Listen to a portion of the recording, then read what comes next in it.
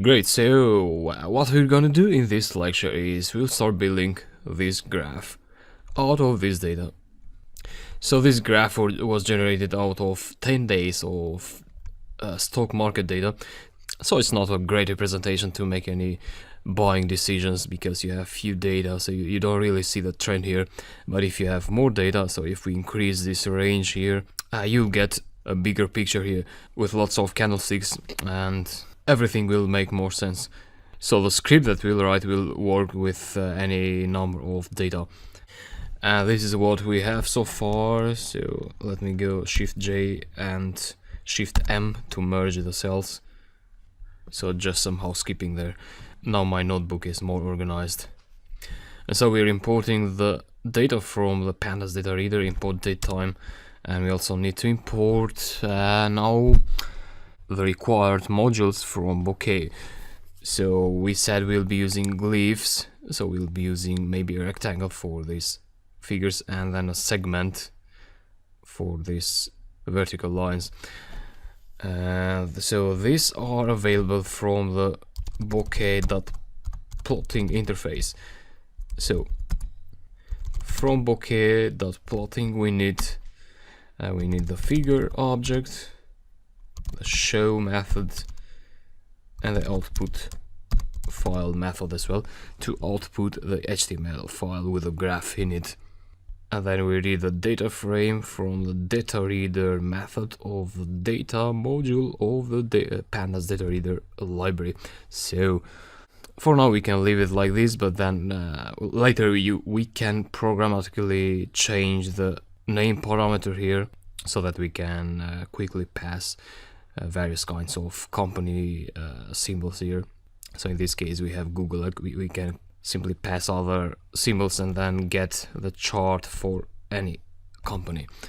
Let me delete this variable here, so we have a clean cell there, and we go to the next cell.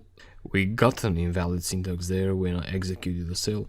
From bokeh plotting, yeah, you can see here that the arrow is pointing you to this part of the code. So in this line you have passed something wrong. So from bokeh.plotting you should import figure and then the comma and show output and etc. So delete these cells and here we go. Now what we can do first is well, you need to think about building the structure of your plot. So that means you need to establish a figure object, and then we'll have a spatial x-axis here, so that should be a datetime axis. So what we could do is we store the figure object in a p variable figure, and then let's say the x-axis type parameter equals to the date time string. And let's give the plot a width of 1000 and a height of 300. Then pass a title there. Let's say candlestick chart. So at this point we should have an empty plot area with these dimensions. And now we should think about how we plot these boxes. So let's think about the boxes first.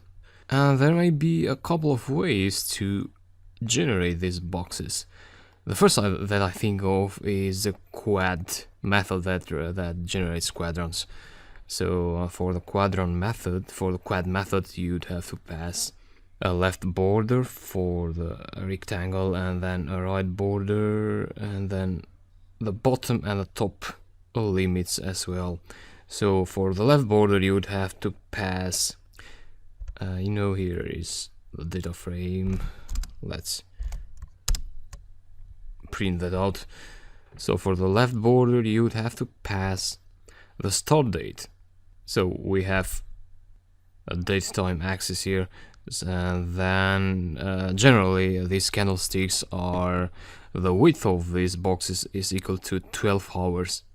You can also build wider rectangles there, but this is an optimal representation, so experience says that this is better. So 12 hours, and then you have a 12-hour gap, so 24 hours span for the day, for the first day, and then the next day is here, 12-hour width for the rectangle. This happens to be a very narrow one, but and then 12-hour gap, and then the third day 12-hour gap, fourth day, and then we have here we have that would be 48 hours, so we have a weekend here with 48 hours, and then the next day, and so on. So the quadrants.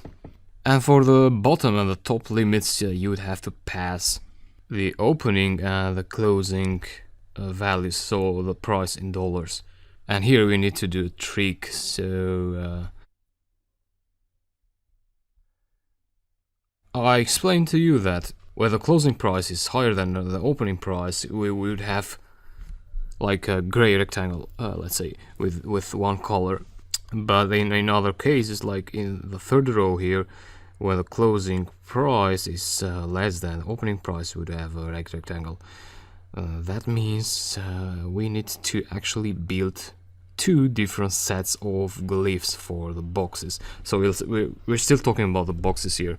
So that means you would have something like p quad and then p quad again.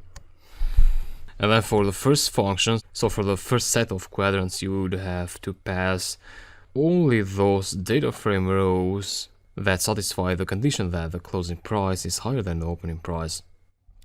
So we would have to write something like, let me delete this. Let me create a cell there. So df, first of all, df.index is how you select the date range. So date is listed as an index of the data frame here. These are simple columns: open, high, low, close, volume, and adjusted close, but this is an index. So to access date, you say df.index. To access open, the open column, you can do df.open, and you get those values. So how about filtering only the rows of the data frame where close is higher than open? Well, with df.index, you select the entire date range, so we need only the cells with close higher than open. That means out of this range, you need to make another sub-selection, which would be like df dot close is higher than df dot open. So this is like a condition that is applied to this range. Now if I execute this, I get only four values. So the first value is 1st of March, so this one here. Yeah, here is close is higher than open here. Yeah, so close is greater than open. This, then we have open is higher here, and 8th of March is close is higher than open. Yeah, here as well, and here too. Great. So what does this mean then? Well, this means that when you pass here the coordinates, so for the left limit of your quadrants, you'd have to pass this expression. So that's more or less how you build this chart using quadrants. Now, I would like actually to use rectangles to build the chart. I've tried both quadrants and rectangles, and I think rectangles give you a better default zoom of the overall graph. So when I built a graph with quadrants, you have some areas here, so some glyphs will be cut off the axis, but you can solve that by setting a default zoom, so that's not a problem.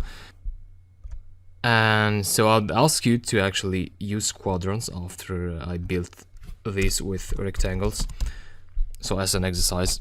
but for building this program I'll use rectangles. So now you know how to filter this data. We'll be using these filters so for rectangles as well, because with rectangles we also need to build two sets of rectangles, so p.rect, p.rect here as well. And so let's do that in the next lecture. Let's keep this lecture short, and I'll talk to you later.